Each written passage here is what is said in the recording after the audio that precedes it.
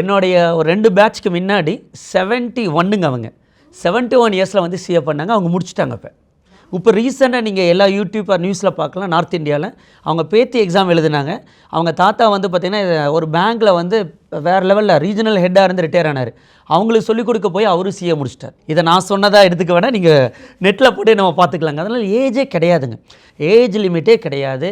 60, 65, 70 இதுக்கு இன்ட்ரெஸ்ட் தான் வேணுங்க. இது முடிக்க முடியுமா கஷ்டமானு கேட்டிங்க. பேத்திக்கு சொல்லிக் கொடுக்க போய் பேங்க்கில் மேனேஜராக இருந்து லைஃப்பில் எல்லாமே செட்டில் ஆனவர் அவர் முடித்து சிஏ முடிச்சிருக்கார். அப்போ ஏன் நம்மளால் முடியாதுங்க? இதில் இன்னொரு கொஸ்டின் கேட்டிருந்தீங்க, ஒன்று போனால் எல்லாமே எழுதணுமா? இது ஒரு மித்து தாங்க. அதாவது ஃபவுண்டேஷன், இன்டர், ஃபைனல் அப்படின்னு 3 லெவல்கள் இதில் இருக்குங்க. 12th முடிச்சுட்டு வராங்க அப்படின்னா ஃபவுண்டேஷன், அது என்ட்ரன்ஸ் மாதிரிங்க. அதுக்கு அடுத்தது இன்டர்மீடியட் எழுதுவாங்க, ஃபைனல் எழுதுவாங்க. யாராவது நான் ஆல்ரெடியே காலேஜ் போயிட்டேங்க அப்படின்னா தப்பு கிடையாது. அவங்க காலேஜ் முடிச்சுட்டு டேரெக்டாக வந்து இன்டர்மீடியட்டுக்கு வந்து ஜாயின் பண்ணிக்கலாங்க. ஸோ இதுதான் இதனுடைய ஸ்ட்ரக்சருங்க. இதில் ஃபவுண்டேஷனில் நீங்கள் சொன்ன மாதிரி 4 பேப்பர் இருக்குங்க. அதில் நீங்கள் சொன்ன மாதிரி ஒரு பேப்பர் போனால் எல்லா பேப்பரும் எழுதணும்.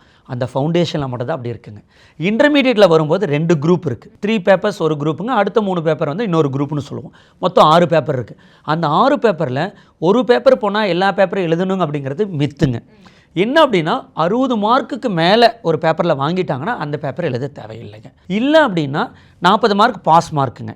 பட் அக்ரிகேட் நம்ம சொல்லுவோம் 50% வந்து எழுதணும். லைக் 3 பேப்பர் எழுதுகிறோன்னா 300 மார்க்ஸுக்கு 50% 150 மார்க்ஸ் வரணுங்க.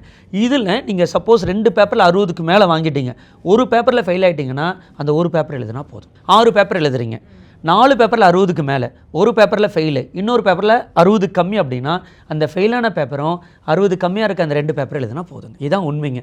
அது நிறைய பேருக்கு ரீச் ஆகலைங்க. இன்னும் நீங்களாவது இப்படி கேட்டிங்க, சார் நான் ஃபைனலில் போகிறேன், ஒரு பேப்பர் ஃபெயில் ஆயிடுச்சுன்னா மறுபடியும் ஃபவுண்டேஷன்லேருந்து ஸ்டார்ட் பண்ணணுமா அப்படின்னு கேட்டவங்களாம் இருக்காங்க. அது கிடையாதுங்க.